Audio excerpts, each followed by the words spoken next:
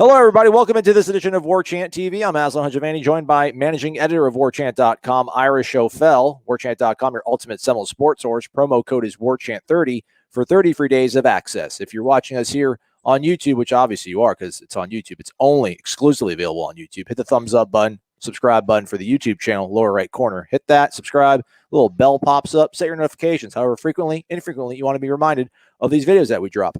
All right, Ira, football season steadily getting closer, climbing towards it, if you will. However, some personnel shakeups. We've had lots of transfers come in the offseason. We've also had some defections. The latest one would be Chaz Neal. He's from the 2018 class. I haven't kept tabs of how many guys from that class have left, but I'm assuming you have.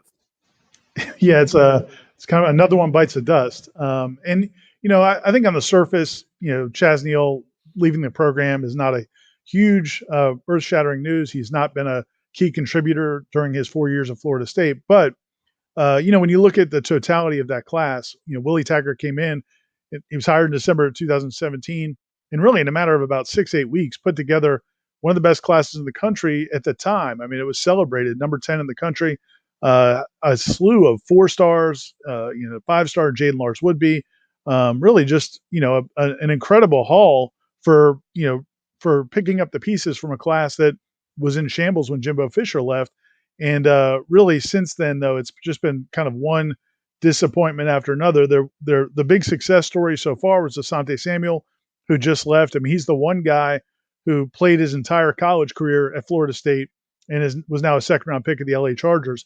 But the rest of that class, 13 of the other 21 left, either were dismissed from the team, medically disqualified, transferred to other schools, transferred to parts unknown. It's not like any of them have gone on to bigger and better things, really.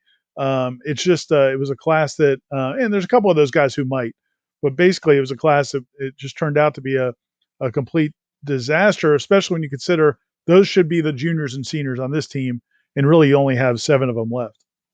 So is that something we should just be cognizant of as we grade and look at this upcoming season, you think? It's something that needs to be at the forefront of our minds? I think it's just something that just as a reminder. I mean, now they have replaced a lot of the juniors and seniors with juniors and seniors from other schools. That is kind of the way of the world of college football in 2021. You lose guys from your classes, and then you go out and try to replenish it by rating other teams that are losing players to the transfer portal. But the reality is there's some risk there. Obviously, if you've got a guy in your program for 3 or 4 or 5 years, there's some continuity there, ostensibly. Now, Florida State, there really hasn't been because of all the coaching changes. But, so you're bringing in some older guys, but that also you pay a price for that because you can only bring 25 players in per year. So, like in a year like this, where FSU had to go out and get 9 or 10 transfers, really to replace a lot of the guys that left this class and the subsequent class, it robs you of the ability to sign a full 25 high school players. So it's something that's going to, FSU's kind of found a Band-Aid by going the transfer route, but it is something that can hurt you down the road because, this class only has, I think, 15 or 16 high school players in it. So, that if you're going to have some attrition, you're not going to have very many juniors and seniors from this class either, even if this class all sticks together. So I guess right now then you're going to have to constantly hit on transfers then, at least for like the next 2 years. You're going to have to keep going to the transfer market, but not only go to the transfer market, but you got to get good transfer players or else then the problems start occurring. Right. And I think, and I think when you look at, maybe, I don't know what the exact number is, but, maybe it's 9 or 10 this year. Maybe next year it's 4 or 5 transfers. And maybe you kind of, wean your way to that point. But, and again, part of the, problem with, coaching changes, this kind of illustrates the problem with coaching changes. And Florida State did it, when they, Jimbo Fisher left, they had to hire Willie Taggart, but then you replace him 2 years later. Some of these guys might have stayed. Not that would have been the best answer for Florida State in the long term, but you look at guys like Trayshawn Harrison. Now, he's one of the guys that, as I said, most of those guys haven't done anything wherever they've moved on to. Some went to junior college, never heard from again. Some never got out of the transfer portal. But Trayshawn Harrison's a guy who he contributed as a freshman, caught like 25, 27 passes as a sophomore. But as soon as Willie Taggart was leaving. It looked like he was leaving as well. He's a guy that came across the country to play for him. Now he's transferred back to the West Coast and Oregon State, and I think they have high hopes for him there. So it's not like all these guys were total busts.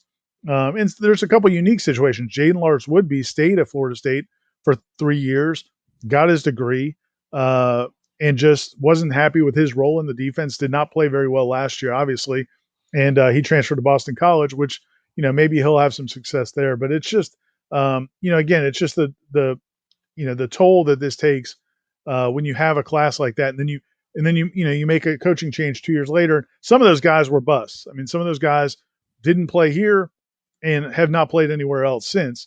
But overall, it's a class where you have 3 surefire starters from that class that should be juniors and seniors right now. It should be fourth-year juniors and true seniors this season, and you really only have 3 of those guys are surefire starters.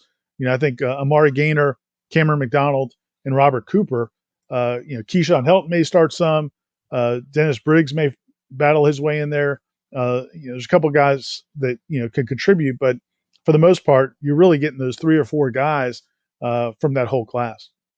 I feel like the moral of the story is to not get too excited about recruiting classes until 2 or 3 years after they've signed, Ira. Because again, we celebrated, and it's. I feel like I'm almost talking out both sides of my mouth here because we celebrated this class. Oh, he only had 6 weeks to get this all done. Look how great he did. And then now we're sitting here talking about look how horrible it worked out. But then we still kind of have to be cognizant of the fact that he did only have 6 weeks to kind of all make it work out. So how much of this do you think also now we have to look at the 2020 class through a different prism possibly? Because Mike Norvell was in the same exact situation Willie Taggart was, and look what happened to Willie Taggart's players. Are there signs, at least, you think maybe that class from 2020 won't have the level of attrition that Willie's did? Yeah, it's a good question, and that is the reality of it. When you have these hastily thrown together signing classes, you're going to have some risk involved. So yeah, they're not. I would imagine across the country, those first signing classes, especially, that was also the first year of the December signing period for Willie Taggart. So you're going to have some issues with those. I'm sure that Mike Norvell's first class will not be as good as his third or fourth class. But really, the key is if you can get some continuity. If Mike Norvell can stay here 4 or 5 years, have some success, and then now you're not going to have the players leaving because of a coaching change, and also that coach has ability to establish some roots. I think it really illustrates why some of these programs that fire coaches every 3 or 4 years, why they really struggle, because you just never have those 5th-year seniors, those 4th-year seniors that really can kind of be a leader. They may not be the best players in the country. If they were, they probably would have left after 3 years. But a lot of times those guys are the glue guys that really build a culture of a program.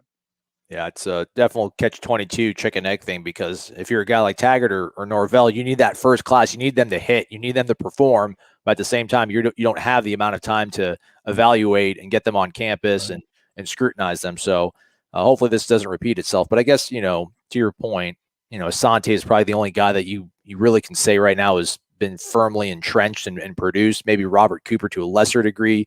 But Robert Scott's a guy that they brought in 2020 in a rush, and he's a guy that they probably have pegged starting at right tackle. So that's definitely a good sign with only 1 year under his belt. One last thing at all, Ira, from you on this one before we wrap up? Good luck in Tampa, buddy. We're waiting for some of that good Aslan content from the road, and so looking forward to that tonight and over the weekend at Warchant. All right. Baseball team back in action. Full coverage of that game over on warchant.com. And everything else on the sun. Softball's also going down. Regional hosts. They got Kennesaw State and then UCF and Auburn in the other matchup there. He's Ira Maslon. Thanks for watching this edition of Warchant TV.